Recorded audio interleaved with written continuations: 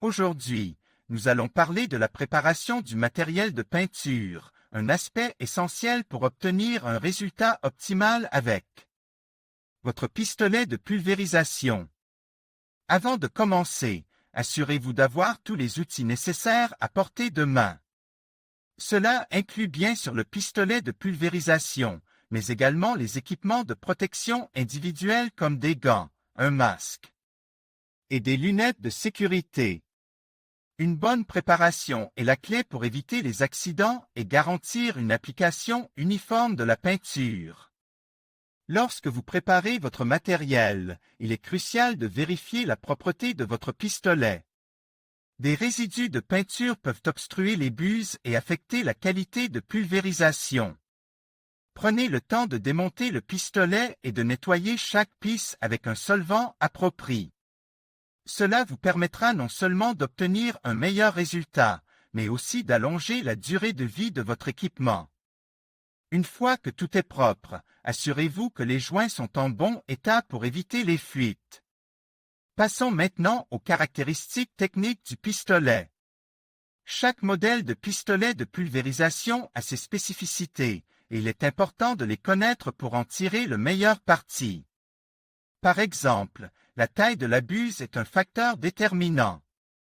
Une buse plus large permet de pulvériser une plus grande quantité de peinture, idéale pour les grandes surfaces, tandis qu'une buse plus fine est préférable pour les details ou les finitions. En général, pour une peinture à base d'eau, une buse de 3 à 4 mm est souvent recommandée, alors que pour les peintures à base de solvant, une buse de 5 à 6 mm pourrait être plus appropriée. La pression de pulvérisation est également un élément clé à prendre en compte. Chaque type de peinture nécessite une pression différente pour une application optimale. En règle générale, une pression de 15 à 20 psi est souvent suffisante pour les peintures à base d'eau, tandis que les peintures à base de solvant peuvent nécessiter une pression plus élevée, allant jusqu'à 25 psi. Il est important de faire des essais sur des chutes de peinture avant de commencer votre projet pour ajuster la pression selon vos besoins. Ensuite, parlons de l'alimentation en peinture. Assurez-vous que votre système d'alimentation est compatible avec le type de peinture que vous utilisez.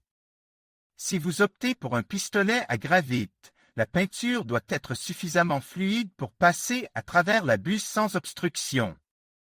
Si vous utilisez un pistolet à aspiration, vérifiez que le réservoir est bien rempli et que le tuyau d'aspiration est en bon état. Une bonne alimentation en peinture est essentielle pour éviter les interruptions pendant votre travail.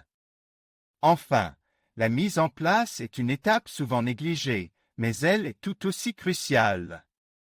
Avant de commencer à pulvériser, prenez le temps de préparer votre espace de travail.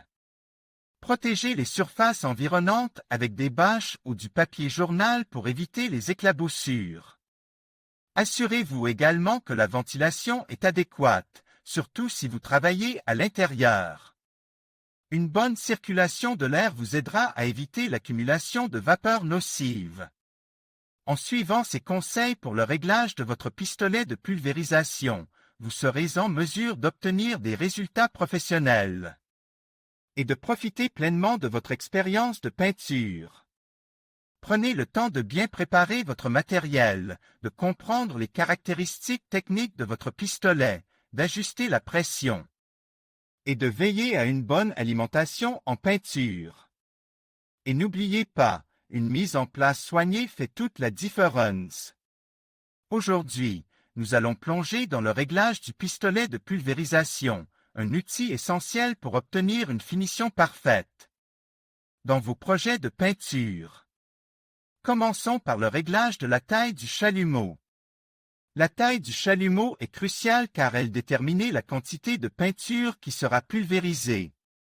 Un chalumeau trop petit peut entraîner un jet trop fin, ce qui peut rendre l'application de la peinture inégale. À l'inverse, un chalumeau trop grand peut provoquer des éclaboussures et un gaspillage de peinture. Pour choisir la bonne taille, il faut tenir compte du type de peinture que vous utilisez et de la surface à peindre. Par exemple, pour des peintures plus épaisses, un chalumeau de plus grande taille sera nécessaire, tandis que pour des finitions plus délicates, un chalumeau plus petit sera préférable.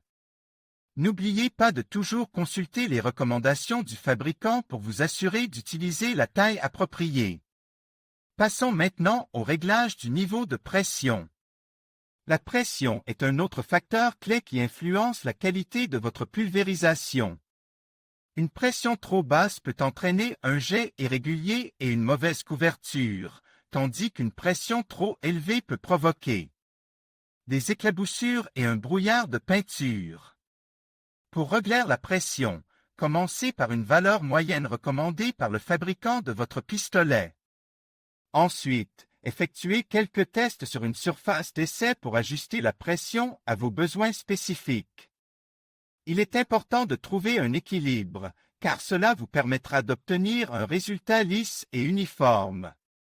Gardez à l'esprit que la pression peut également varier en fonction de la viscosité de la peinture, donc n'hésitez pas à faire des ajustements au fur et à mesure. Ensuite, parlons de l'alimentation en peinture. L'alimentation en peinture doit être fluide et constante pour éviter les interruptions lors de l'application. Assurez-vous que le réservoir de peinture est propre et que le tuyau d'alimentation n'est pas obstru. Si vous remarquez des problèmes d'alimentation, vérifiez que le filtre est propre et qu'il n'y a pas de bulles d'air dans le tuyau. Une bonne alimentation en peinture garantit non seulement une application uniforme, mais elle réduit également le risque de panne.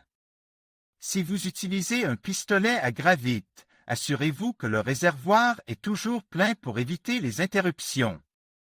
En parlant de panne, il est essentiel de savoir comment réagir en cas de problème. Si votre pistolet de pulvérisation commence à boucher, la première chose à faire est de réduire la pression et de vérifier si la peinture est trop épaisse. Dans ce cas, vous pouvez la diluer légèrement pour faciliter le passage à travers le chalumeau. Si le problème persiste, il peut être nécessaire de démonter le pistolet pour un nettoyage approfondi. Assurez-vous de suivre les instructions du fabricant pour le démontage et le nettoyage, car cela prolongera la durée de vie de votre outil. Enfin, quelques conseils utiles pour optimiser votre expérience de pulvérisation. Toujours travailler dans un environnement bien ventilé pour éviter l'accumulation de vapeur de peinture. Pensez également à porter un équipement de protection, comme un masque et des gants, pour vous protéger des produits chimiques. Avant de commencer votre projet, faites toujours un essai sur une surface similaire pour vous familiariser avec le réglage de votre pistolet.